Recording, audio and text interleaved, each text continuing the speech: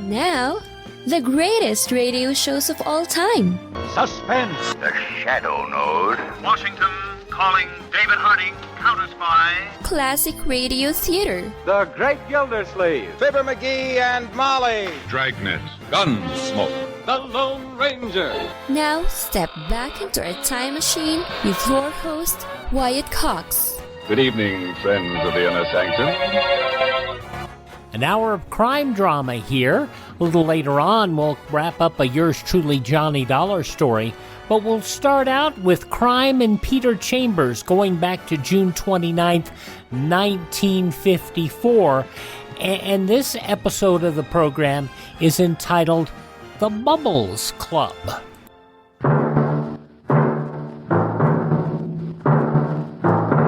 Crime and Peter Chambers.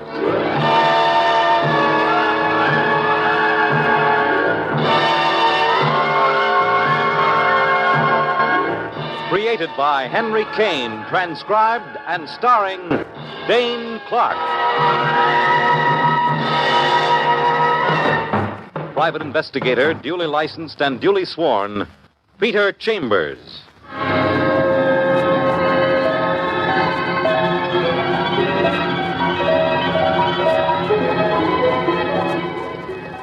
You're a private eye.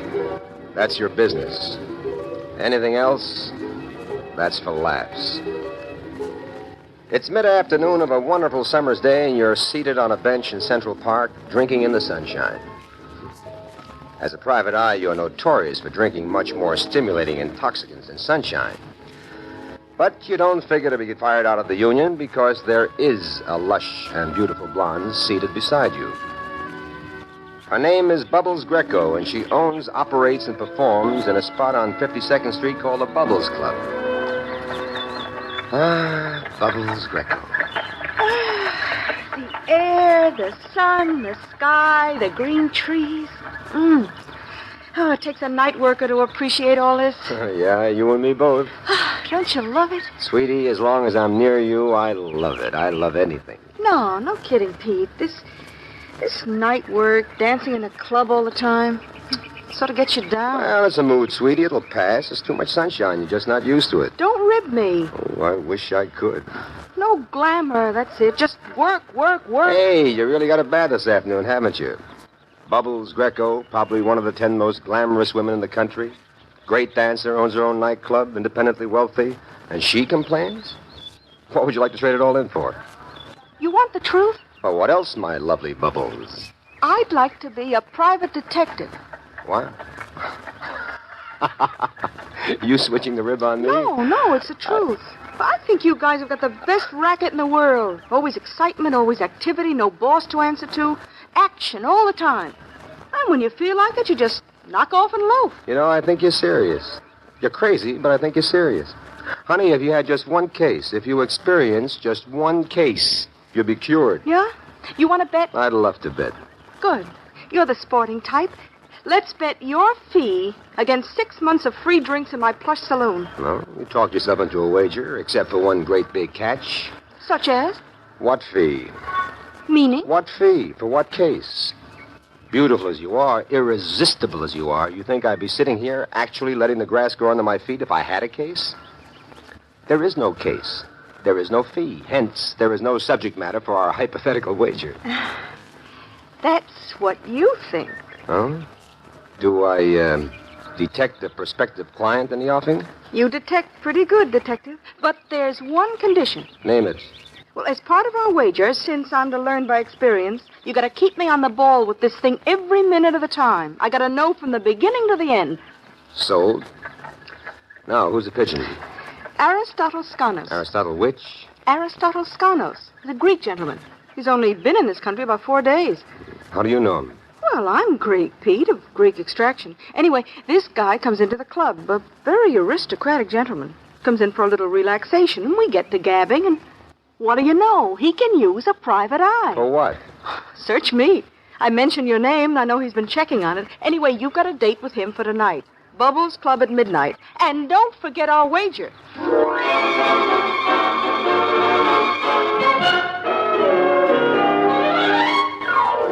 So it goes.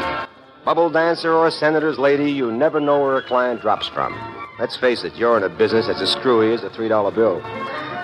Anyway, at midnight, you're at the Bubbles Club and you're ushered down to a choice table and a tall guy gets up. You are Peter Chambers? And you're Aristotle? Aristotle Scanus. Please sit down, Mr. Chambers. Tall and distinguished, Mr. Aristotle Scanos. Great temples, Van Dyke beard, and eyes as black as a smuggler's conscience. I'm drinking champagne, Mr. Chambers. What is yours? Who am I to refuse champagne, Mr. Scanos, especially when it's a prelude to business? You're quite charming, Mr. Chambers. Exactly as I had heard. Well, that's a new type of recommendation for private eye. Charm. Well, to your health, Mrs. Scanos. Champagne, Bubbles, Bubbles Club, Bubbles Grecco. Let's hope it's a profitable round robin. Profitable for both of us. Very good. I hear you're in need of assistance, shall we say? I'm in need of a good private detective. So you came to the Bubbles Club for a recommendation? I have found in Miss Grecco wit, intelligence, and a clear, sharp mind. If that's all you found in Miss Grecco, brother, maybe you ought to take another look. No. But seriously, the matter of a private detective came up as sort of a coincidence. Miss Grecco and I were chatting in Greek. Were you aware Miss Grecco is quite proficient in Greek? I'm sure she's quite proficient in Greek. Well, anyway, your name came up, and answering to an impulse, I checked up on it very thoroughly. And you learned? That you are exactly the man I want. Clever, resourceful, sophisticated, and most of all, trustworthy. Well, thank you, Dad. Pardon? Nothing. Okay, I'm a real big hunk of stuff, clever, resourceful, and sophisticated. So where do we go from here? Mr. Chambers, I want you to come to my hotel. It is Stanley on Park Avenue. It is Suite 704. The bill here is paid. I will leave now. I want you to join me in 20 minutes. There is something first that I want to procure from the hotel safe. You're the boss. 20 minutes then. Goodbye. By the way... Yes? What do you do? Pardon? Your business. I am a private detective. From June 29th, 1954, Dane Clark in Crime and Peter Chambers, here on Classic Radio Theater with Wyatt Cox. You ever make a change and then think, why didn't I do this years ago? Well, that's how people feel about switching to Medishare for their health care, especially now with inflation the way it is. People are very happy with the savings. Most families save about $500 a month when they switch. It's a huge help when prices are going up so fast in so many other areas. And Medishare's customer satisfaction rate is double that of health insurance. It's just a different experience, and people really like that. Medishare is an alternative to health insurance. It's a community of Christians who share each other's healthcare bills, and it's been going strong for over 25 years. It really is the gold standard, the most trusted name in healthcare sharing. Find out why people love it, find out why they rave about the customer service, and find out how good it feels to save some money right now. They're super easy to talk to. Here's the number, 833-34-BIBLE. That's 833-34-BIBLE, 833-34-BIBLE. Crime and Peter Chambers was a summer series, well, a little longer than a summer series. It was designed to fill the abrupt departure of Frank Sinatra from Rocky Fortune after he won the Academy Award. And so Henry Kane's Crime and Peter Chambers program, created by, of course, Kane, to fill this program. Chambers was introduced in the 1947 novel A Halo for Nobody, and he featured him in a series of novels running from 1947 to 1972. The last one was Kill for the Millions. Now more of Crime and Peter Chambers, June 29th, 1954. So he throws you that haymaker and then he leaves, to be substituted by Bubbles Grecco, who pats a cool hand at your cheek and sits down. How we doing, partner? Hey, do you know what that guy does for a living? Give up. He's a private detective. Yeah, I know. I like that, a Greek private eye. Well, you think it's a monopoly? They got them in Europe, plenty of them. Go by all kinds of names. Private operative, confidential agent, assassin, soldier of fortune. Sweetie, about our wager, can't we make it something more interesting than free drinks in a saloon? You know, you're cute. Maybe we'll talk about that sometime. But you don't talk about it now. Now you've got a date with a Greek private eye at the Stanley on Park Avenue, Suite 704. Who is it? Chambers, Peter Chambers. Come in, sir. Thank you. Mr. Skanos is holding an item that's got more flash than a tout's bankroll at the racetrack. It looks like a crown that a queen would wear, diamond encrusted and glowing with gold. Only it's half a crown. Beautiful, isn't it? Oh, that's an understatement, Mrs. Skanos. You know what it is? Now, let me hold it. Let me look, huh? Sure. Oh, boy, that's really something. You know what it is? Well, it looks like half of a crown for a queen's head. Or a crown for a queen with a half head. Here, you better take it. It is a tiara, Mr. Chambers. Half a tiara. A priceless treasure fashioned in 1550 by Benvenuto Cellini, especially for Eleonora, Princess of the House of Medici. It last rested in toto, not half, but in toto, in the Bargello, famous museum of old Florence. Well, thanks for the history lesson, pal, but what are you doing with it? Or should I say half of it? The other half, Mr. Chambers, is here in America. Both halves together. This tiara from a proper collector could bring $500,000. Separately, each half has but intrinsic value, perhaps $50,000. It is part of my purpose and your purpose to bring both halves together. To the tune of $500,000, huh? Precisely, Mr. Chambers. Okay, my dear Aristotle Skanos, now let's have the pitch. Pitch? The pitch, the story on this. The story? Oh, yes, Mr. Chambers. Please, have a seat. Thank you. First, about the tiara. During the time of Mussolini, a good many of the Italian museums were looted of their treasures, and the Bargello in Florence was one of them. This tiara was taken. After Mussolini's death, it passed through many hands. I won't bore you with all of that. But finally, it came into the possession of a countryman of mine, a Greek gentleman by name of George Demetrius. George Demetrius. Tell me, did he come into possession of this thing, this tiara, in Greece or in Italy? In Italy. George Demetrius was in Italy as a sort of quasi-political representative. He had a lady friend with whom he was very much in love. Oh? She was coming to America. That is when this tiara was divided into. Easy. Do it easy now, Mr. Skanos. It's beginning to sound a little complicated. Not complicated at all. Money is in America. A fortune could be realized for a tiara in this country. George loved his lady fair. What was her name? Anna Marina. But he did not love her enough to entrust it all to her. He sawed the tiara in half, gave her half, and retained half, and planned to join her in America as soon as he could get free from his political entanglements. And where do you fit into this, Mr. Skanos? Right about here, sir. Anna Marina did not go directly to America. She stopped off in Paris, which is where I make my office. And there she retained me. For what? This may sound a little brutal to you, but... Come on, let's have it, Mr. Skanos. She wanted me to kill George Demetrius and obtain the other half of the tiara.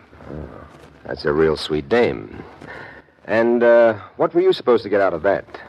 50% of what we would realize by selling the whole tiara. Wouldn't a boyfriend have given that to her? He might have, might not. After all, the tiara by right of possession was his. She had no claim. Mm-hmm. So this way, she's sure of half, plus she's rid of a used-up boyfriend. I could not have put it better myself, sir. Oh, yeah. So, just casual-like, did you kill this guy? No, but I did get to him finally, and I did get possession of his half of the tiara. Okay, I don't have to look into a crystal ball to figure out that you want me to find this Anna Marina for you, but how come you can't find her yourself? Well, first, this is not my country. Of course, I do not know quite how to operate here. Second, for reasons I will not bore you with, I am a year and a half late coming to this country. I see. Well, Anna was supposed to be living at the ambassador. Did you check the ambassador? Yes. She did live there almost 2 years ago. Lived there for 3 months, then vanished without a trace. I did all the usual checks, and now you. And, if I may be so bold, what's in it for me? Well, sir, upon the sale of the full tiara, half would belong to me, which should be around figure about $250,000. 10% of that would be your fee. Okay, Aristotle. You've hired yourself a boy.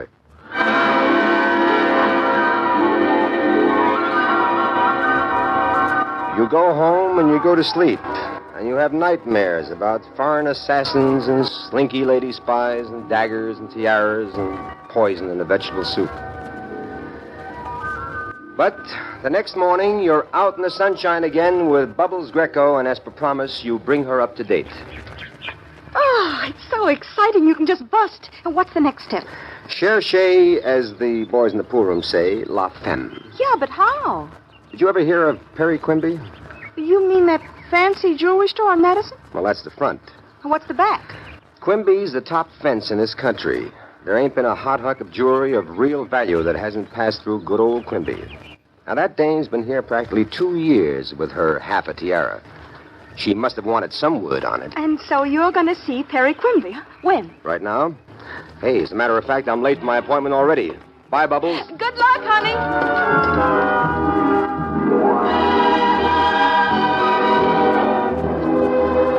Perry Quimby. Smooth, suave, delicate, well-mannered. But a guy with more contours than a pretzel. You get ushered through the glittering shop to a back room that's fitted up like a hideaway for a sultan. Ah, the good Mr. Chambers. Please come to the point quickly, sir. Perry Quimby is an extraordinarily busy man. Perry Quimby. Round blue eyes like an innocent baby. Perry Quimby. About as innocent as a wrought-up rattlesnake. All right, Mr. Chambers. You said it was important. You, in the market for half a tiara? I don't know what you're talking about. Did you ever hear of a dame named Anna Marina? I still don't know what you're talking about. Okay, Mr. Quimby, let's you and me get into a huddle, and I'll throw some signals at you. You ready? Mm-hmm. Tiara, Benvenuto Cellini, Eleonora, House of Medici, the Bargello, famous museum in ancient Florence. That's about it, Mr. Quimby. Now, do we talk about that or about the New York Giants and my special boy, Willie Mays? We talk about a tiara. Well, glad to have you aboard, Mr. Quimby. Have you, by some freak of chance, located the other half of that masterpiece? Let's first get your half on the record. Well, I've seen it, and I've advised against its sale. Half it can bring perhaps 30,000, 40,000. Whole, intact. That's different. It's an item of rarest value. I have a standing offer from the collector, $600,000. If you can produce that other half, Peter, my lad, we can both earn a handsome commission. I can produce, but I produce my way. And what would be your way, my boy? I want to get to that lady. After all, this is her affair, not yours. Now, what are you worried about, Quimby? Any deal that's made, it's got to be made through you. Reasonable, logical, and incontrovertible. I'm a man of quick decision, Mr. Chambers. Anna Marina is now known as Alicia Maritza. She owns a bookshop in Greenwich Village.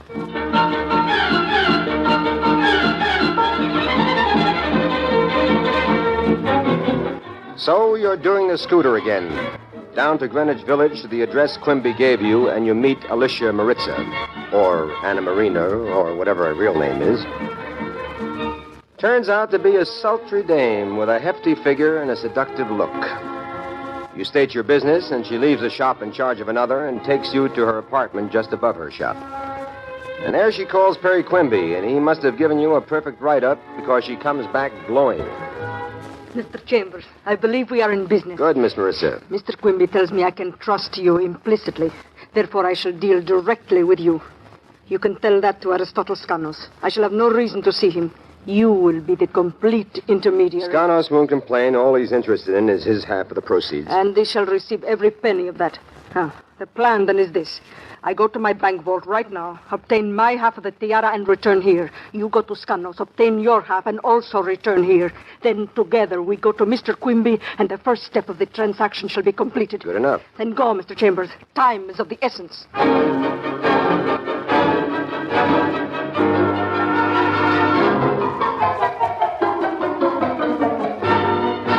You hitch up your scooter and you're flying again. From Skanos' hotel suite, and with Skanos lending an ear, you call Perry Quimby just to keep everything kosher. And it checks perfectly. Quimby's waiting and the lady's on the level. Skanos wraps the tiara for you, and you're off again, down to Greenwich Village. And the lady practically drools as she caresses both halves of the tiara like they're a couple of newborn twins. Ah, it is like a miracle. The Tiara de Medici, the Tiara of Cellini. Is it not beautiful, Mr. Chambers? Is it not a work of art? Yeah, but $600,000 I wouldn't pay for it. Oh, would that I could afford to keep it. But I cannot. Quimby's waiting, Miss Maritza. Oh, yes, we must go. I suppose the money will be on hand within a few days. Mr. Quimby is most meticulous that way. Quimby's as good as a bank. Plus, he earns his commission two ways, from the purchaser and the seller. Who can object? And we shall arrange that 50% of the proceeds go to you as representative of Aristotle Skanos. I want to be meticulously honest in this transaction. Oh, you betcha. Yes. Yes, who is it? Skanos. Aristotle Skanos. Aristotle Skanos. After all, he's your client. You don't let him cool his heels outside. You open the door. And there he stands. And surprise, surprise, he's got a fistful of Luger in his right hand, and he's pointing it, business end forward. He moves in and slams the door shut. Oh. I am welcome, I trust. Miss Maritza, you know Mrs. Skanos. That is not Aristotle Skanos. Not Skanos. Well, you're kidding. He's the guy that hired me, the guy that gave me the second half of the tiara. My name, Mr. Chambers, is George Demetrius. George Demetrius. Well, June 29th, 1954, Crime and Peter Chambers on Classic Radio Theater with Wyatt Cox. No offense, but are you a little fat when you look in the mirror? How would you like to learn the secrets to lose 3 to 5 pounds a week easily without joining the gym or going through any crazy diets? It's called Body Sculpt by Med Diet. For the last 2 decades, we've been helping people just like you that have pounds they want to shed. We've helped millions of people lose thousands and thousands of pounds over the years. And now it's your turn. Learn the secrets of how to lose weight with one simple phone call. You'll see an amazing difference in a matter of days. Don't believe us? We'll offer you a money-back guarantee. If you're ready to start losing weight right now, call right now to learn more about your risk-free order to Body Sculpt. Call for your risk-free offer. 800-738-5332. 800-738-5332. 800-738-5332. That's 800-738-5332. Are you in bad pain? You know what I mean. Your knees hurt. Your shoulder hurts. Your elbow and back are constantly killing you. And I'm sure you've tried every pain pill or cream available at the drugstore. Am I right? Well, here's something you haven't tried. Pain Magic. Pain Magic is not available at any drugstore. The only place you can get it is by calling the special toll-free number I'm about to give you. And to make things even better, call right now and find out about our buy one, get one free offer. We're so confident it'll work for you that we offer a free bottle with your purchase. No prescription required. Call now to learn how you can get Pain Magic and get rid of your pain. Remember, your results may vary. 800-492-8164. 800-492-8164. 800-492-8164. That's 800-492-8164.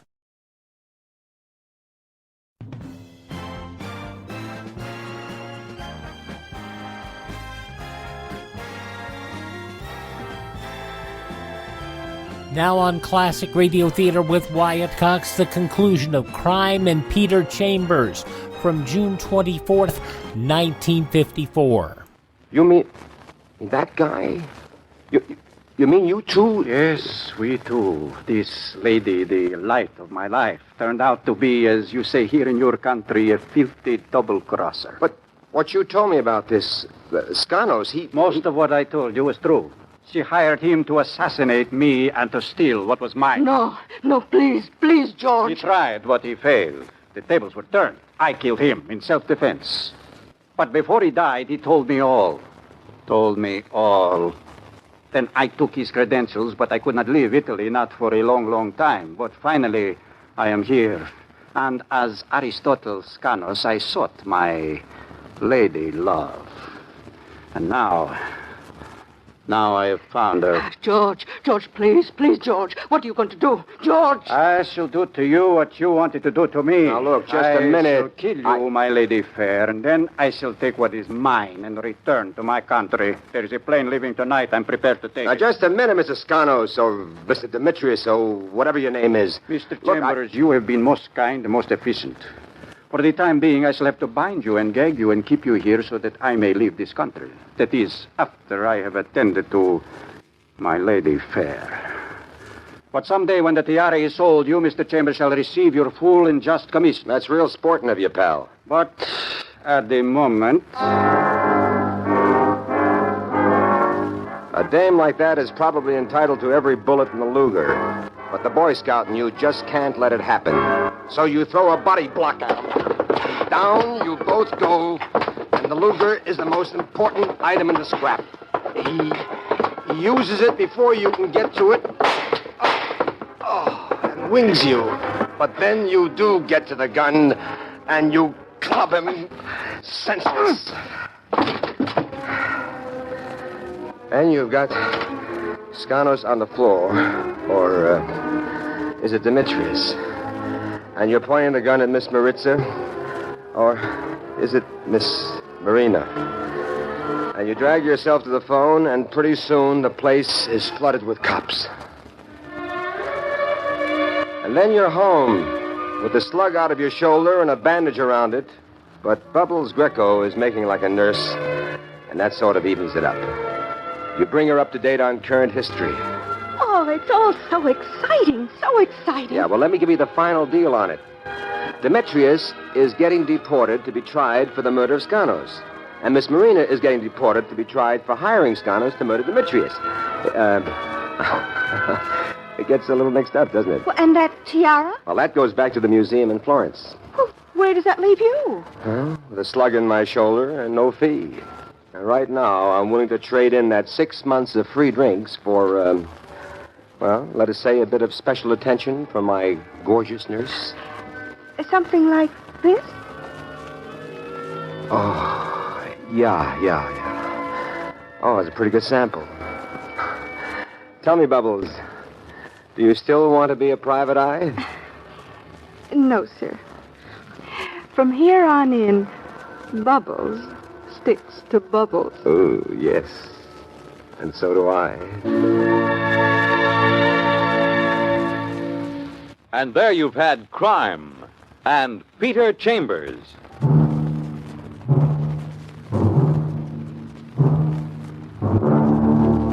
Dane Clark was starred as Peter Chambers. Crime and Peter Chambers was created and written by Henry Kane. Others in the cast were Roger DeKoven, heard as Skanos, and Bryna Rayburn as Bubbles. It was directed by Fred Way. This is Fred Collins inviting you to tune in next week, same time, same station, for Dane Clark in Crime and Peter Chambers.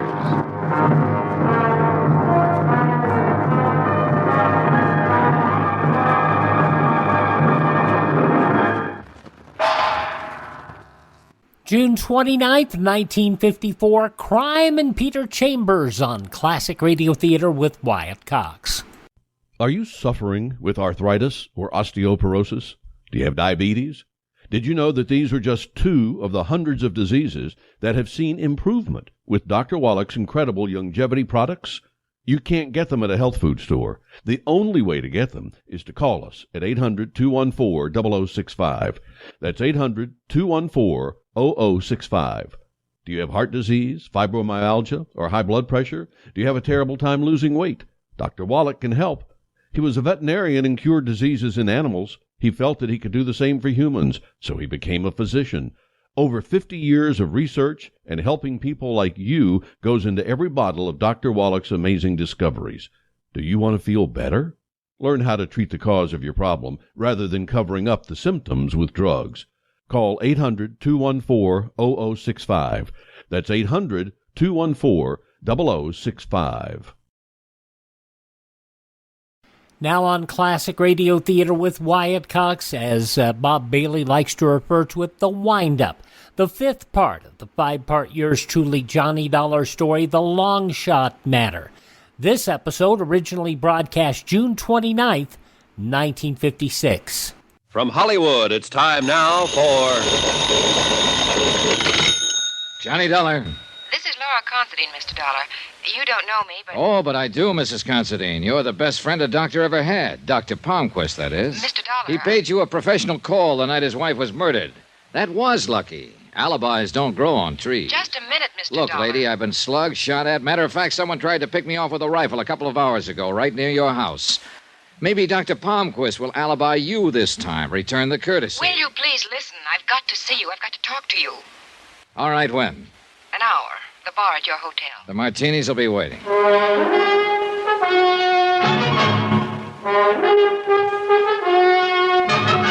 Tonight and every weekday night, Bob Bailey in the transcribed adventures of the man with the action-packed expense account, America's fabulous freelance insurance investigator. Yours truly, Johnny Dollar.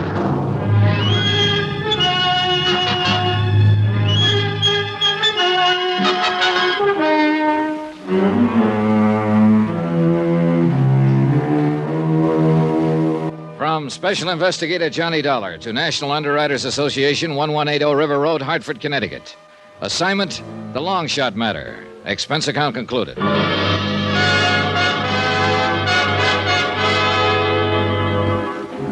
There was still a lot of questions, like where I was getting, trying to find out who really had killed Mrs. Palmquist. Like, was it all a smoothly planned frame on the part of her doctor husband? Or had it been a prowler killing by another man now in jail? Or had the dead woman's son, Eric, a complex we didn't know about? Mrs. Considine was 5 minutes late, but I hoped she could answer some of them. Mr. Dollar? Oh, come now, Mrs. Considine, that reading. It implied we haven't met before, and you know that we have. Well, I don't remember. The day you visited Dr. Palmquist in the hospital and pretended you had the wrong room. Sit down. There was a reason for that. Sure, there's one for everything. Is there? You think Victor Palmquist had something to do with his wife's death? Well, you're wrong. Completely wrong. Correction. You don't know what I'm thinking, and being wrong is anybody's privilege. You don't know about Victor, Mr. Dollar. What his life's been like, what he had to put up with. Why don't you tell me, Mrs. Considine? That wife of his. A millstone around his neck. A woman in love with a bottle. Go on. And that son of his, that Eric. Insane. Completely insane. He hates his father. He always has. He gains a fortune by that woman's death. But do you suspect him? No, of course not. You badger a man like Victor Palmquist. Now, does that make sense? You're building a big thing on the fact that a lot of people hate Victor Palmquist, but you're overlooking something. Mr. Dollar. Where there's that much hate, there's always a good reason. I went to the hotel garage, rented a car, and pointed it toward Burbank. There was a man in a pawn shop there I wanted to see. The man who had identified Lonnie Miller as the buyer of the gun that had killed Mrs. Victor Palmquist.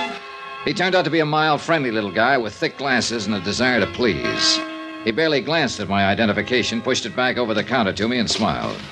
What do you want to know? Everything you can remember about the man who bought the gun, Mr. Lerner. What's to remember? A kind of skinny, gray-haired fella come in, said he wanted to buy a gun. I showed him one. He bought. He showed you a driver's license for identification, didn't he? I copied the information right here in the book. Right here. Lonnie Miller, 173, Fuller, San Diego, height 6 feet, weight 152, color white. Here, look this up. Yeah. Look at this paper, Mr. Lerner. One of these, the fella? Let me see. Lerner adjusted his glasses and leaned forward to peer at the newspaper I'd put on the counter. It was the way I was leaning on the paper that really started the whole thing. The two pictures were side by side, Dr. Palmquist in a business suit and Lonnie Miller in a cap, leather jacket, and work pants. My arm was covering everything but the faces. Lerner moved my arm before pointing out Miller as the buyer of the gun. Then he nodded emphatically. Sure. That's the fellow who bought the gun, that Miller. You had to move my arm before you'd say so, Mr. Lerner. You were covering up half the picture. What am I, a mind reader? No, but I think you might have made the most normal mistake in the world. Wait. You trying to tell me this Miller didn't come in here and buy a gun from me? That's about it. So how come a fellow who wasn't here gave me a driver's license and said he was? That's a good question, Mr. Lerner. There were two people I wanted to see now real bad. Lieutenant Berry at Homicide and Lonnie Miller, Cell 8A, City Jail. I streaked down to headquarters, and guess what? The lieutenant was out on police business, should be back in a while. I knew Lonnie Miller wasn't out, so I settled for him. There were only 2 or 3 questions I wanted to ask him, but they were important. I spent about 15 minutes in the cell with Miller, got my answers, and they made sense now. Then I spent an hour waiting for the lieutenant. He finally showed. This time, he was the hard sale, even after I discussed what I'd figured out at the pawn shop. Johnny, I'm tired. Oh, sure, me too. Now, look, Lieutenant, you know what I'm pushing is possible. Dr. Palmquist and Lonnie Miller are approximately the same size, age, coloring. Even the bone structure is fairly similar. But they don't look alike. They don't have to, because it's the impression that counted here. Johnny! That's exactly what Palmquist was counting on. Now, look, Lieutenant, you've been around. You know what people go by when they're asked to identify someone. An all-over impression. So? And you know a big factor is clothes, particularly the type of clothes. All right. What are you going for? This. If Dr. Palmquist walked into that pawn shop wearing a cap, leather jacket, and work pants, and then, 6 days later, you show the pawnbroker a picture of Lonnie Miller, dressed in the same kind of clothes, you know whom he'll identify every time. Especially when he'd already seen a driver's license made out to Lonnie Miller. 1,000 ways to make a living. What did I pick? Lieutenant. This? Look, suppose I buy that. Where are you? Dr. Palmquist, for some reason or other, wants his wife dead. He needs a patsy. So he picks up Lonnie Miller, a hitchhiker on the Pacific Coast Highway. If you say so. At a coffee stop, the doctor remembers something he left in the car. He goes out for a minute, sticks a match or a toothpick in a tire valve, guaranteeing a flat a few miles further on. So when they stop, it's the doctor who looks at the flat, gets rid of the toothpick. Grateful for the lift, Miller changes the tire. You ever change a tire on a hot summer night? Well, sure. You took off your jacket, didn't you? How else? That's what Doc was counting on. He had a couple of minutes alone with Miller's jacket and lifted his driver's license. Then he keeps Miller in town on the promise of a job. He buys the gun at the Burbank pawn shop wearing work clothes and giving Miller's license as identification. Monday night, he killed his wife, called Miller to the house with a phony story about a job, struck him from behind, and staged the scene the police found. Smooth, huh? Johnny, can you see me going to the DA with all that theory and no proof? Palmquist would laugh me out of town. Barry, look. Knock it off. You're no kid. You know I'm right. Well, don't go away mad. Sure, I know he was right. That's what was driving me crazy. Proof. One little piece of it, but where? Old Palmquist had used his head, all right. But the smartest ones alive always leave one little hole somewhere along the line. But 3 hours later in my hotel room, I hadn't found it.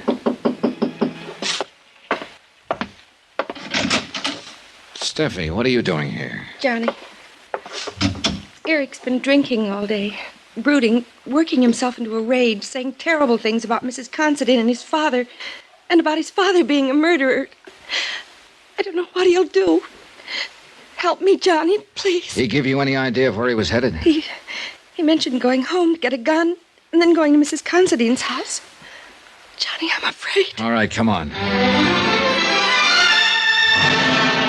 The drive to the Palmquist house on the Palisades was a long one, but educational.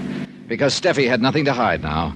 She was just a kid worried to death about her husband, and her bitterness toward Dr. Palmquist came rolling out. He's an easy man to hate, my father-in-law. All charm on the outside. Petty little dictator inside. Man who's trying to prove something, who can't abide weakness. Tries to make everyone over into his own image. A horrible man. Tell me about Eric's brother. Paul? He was the favorite, the doctor's pride and joy. They hunted together all the time. Only one day, Paul had a cold, tried to get out of a hunting trip. This offended the doctor's weakness fetish. It made the boy feel like a coward, so Paul went hunting and died of pneumonia. Mrs. Palmquist never got over it, as you saw before she was killed. Nice, Johnny? You like the family I married into? The house was dark when we got there. We hurried to Eric's bedroom, and Steffi leaned against the door, weak with relief. Eric lay sprawled on the bed, snoring fine alcoholic noises. The rifle he still clutched made very clear what he'd been thinking about before the liquor had taken over. We were just getting him comfortable when we heard it. A car pulling into the garage. Palmquist. I got Steffi down the back stairs and out of the house as soon as I was sure he was inside. And then I turned back. Because suddenly I was tired of a killer walking around free while everyone else stepped softly. And the anger was good. because it suddenly drove into my mind the one thing Palmquist might have overlooked. I let myself into the garage by the small window, moved to the doctor's big car. You ever try to force open a car trunk with a claw hammer? Don't. A, it's rough, and B, it takes your eyes off the door leading to the kitchen. Why don't you ask me for the key, Dollar?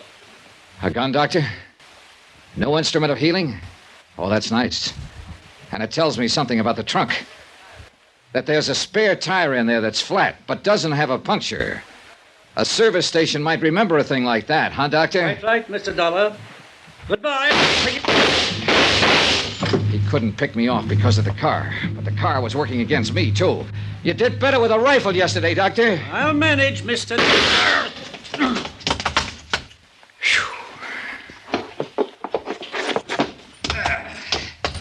A man my age through windows, no less.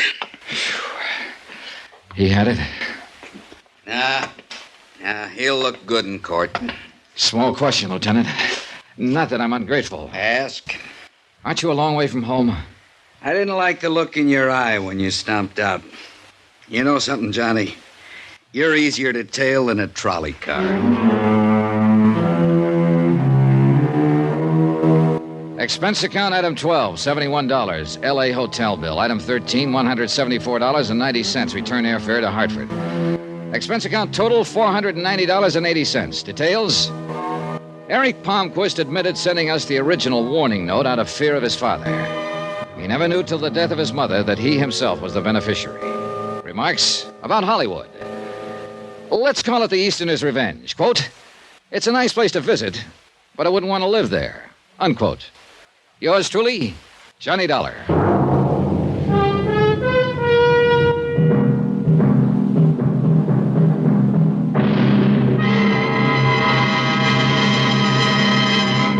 Now, here's our star to tell you about next week's intriguing story. Next week, $3 million worth of a worthless gold mine. And there's blood on the desert sand. Join us, won't you? Yours truly, Johnny Dollar.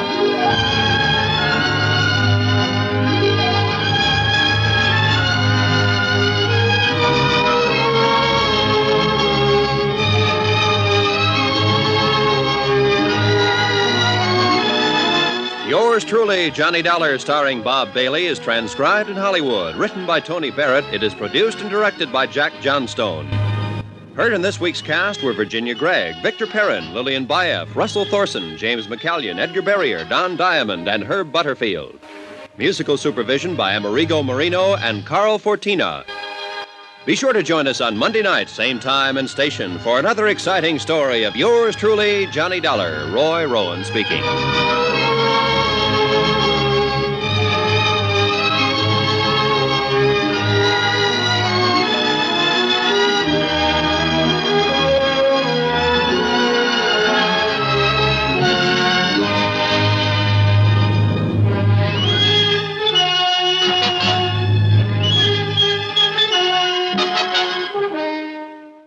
You know, I frequently told the story about how my parents and I would always go through cassette tapes at truck stops, and we'd find all these great old classic radio shows.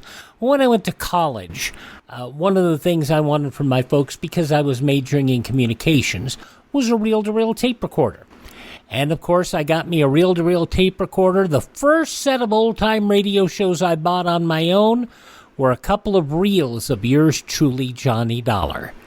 And that's part of why this show rings so true with me, because it was real life. So when I got a little money and was doing this show, I purchased yours truly, Johnny Dollar, full sets, fully restored. That's why we have them here, fully restored for you in great quality.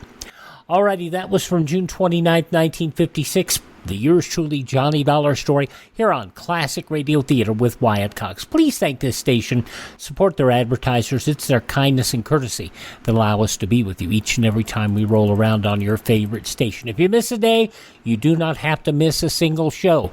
You can hear all of our shows on demand through podcasts, or easiest through my webpage, classicradio.stream. You can get the list of a lot of the places we know carry the show, or you can hear them right there on the website. You can also learn about Bill building a classic radio collection of your own, you can contact me there, and you can buy me a copy so I can acquire more great old radio shows just like yours truly, Johnny Dollar. Thanks for spending part of your day with us. Would you do me a favor and tell all your friends the great radio shows are right here at this spot on the dial? Classic Radio Theater with Wyatt Cox on your favorite radio station.